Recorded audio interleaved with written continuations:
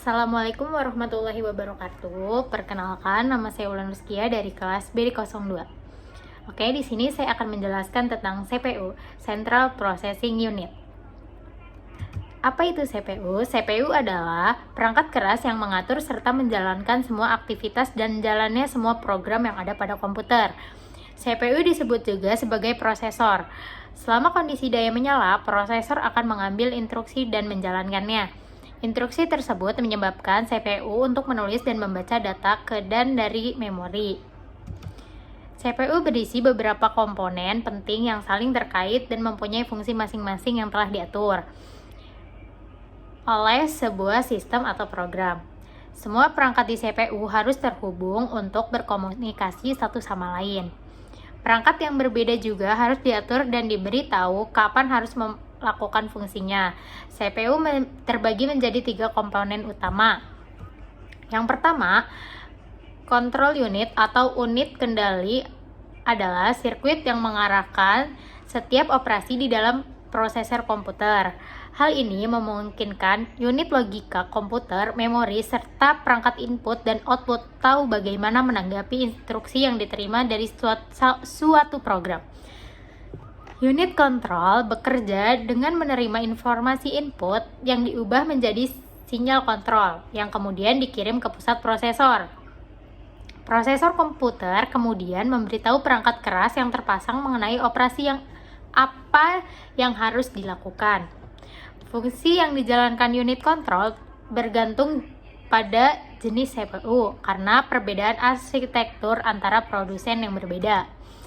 Yang kedua ada register. Register adalah ruang penyimpanan pada unit memori yang digunakan untuk mentransfer data yang digunakan oleh CPU dan pemrosesan data. Dikenal juga sebagai register memori dan sebenarnya menjadi bagian dari prosesor komputer sebagai register prosesor. Register ini cukup besar untuk menampung segala jenis data seperti tanggal, set instruksi, alamat, penyimpanan, bit, urutan, dan karakter. Yang ketiga ada ALU atau Arithmetic Logic Unit. ALU adalah sirkuit digital yang kompleks, salah satu dari banyak komponen di dalam CPU. ALU melakukan operasi bitwise dan matematika pada bilangan biner dan merupakan komponen terakhir yang melakukan perhitungan di prosesor. ALU menggunakan operand dan kode yang memberitahukannya operasi mana yang harus dilakukan untuk data masukkan. CPU berfungsi untuk mengoperasikan suatu sistem komputer atau menjalankan program-program yang disimpan pada memori utama dengan cara melakukan penerjemahan instruksi kemudian mengeksekusi instruksi tersebut. Cara kerja CPU sendiri yaitu dengan menjalankan suatu program atau menerima instruksi dari perangkat input kemudian mengolah atau memproses instruksi tersebut lalu mengirim hasilnya ke perangkat output. Langkah-langkah pengolahan data atau instruksi pada CPU yaitu sebagai berikut. 1.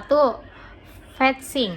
Fetching adalah pengambilan atau pemanggilan data berupa PC, program counter berisi alamat dari instruksi selanjutnya yang akan dieksekusi. Instruksi yang ditunjukkan oleh PC diambil dari memori. Instruksi tersebut akan dibawa ke dalam CPU dan ditempatkan di register. PC juga diperbarui untuk menuju ke instruksi baru berikutnya. Yang kedua ada decoding. Decoding adalah pembacaan atau penerjemahan suatu kode pemrograman ke dalam bahasa yang dapat dimengerti, dipahami oleh CPU. Seperti instruksi akan diperiksa dan diterjemahkan.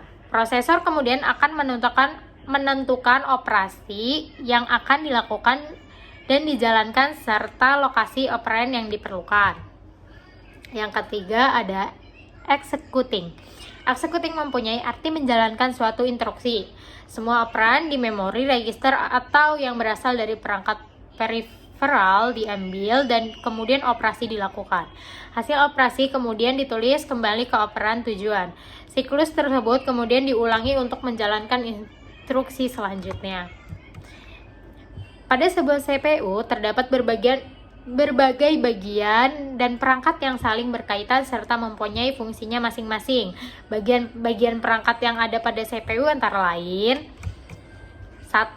Power supply.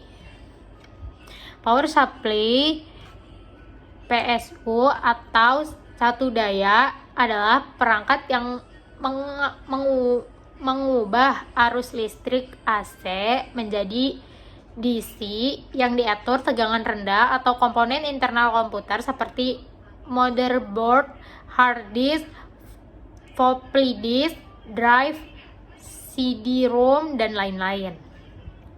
2. Motherboard. Motherboard adalah salah satu bagian terpenting dari sistem komputer. Ini menyatukan banyak komponen penting dari sebuah komputer termasuk unit pemrosesan pusat, CPU, memori, dan konektor untuk perangkat input dan output. Yang ketiga ada hard disk.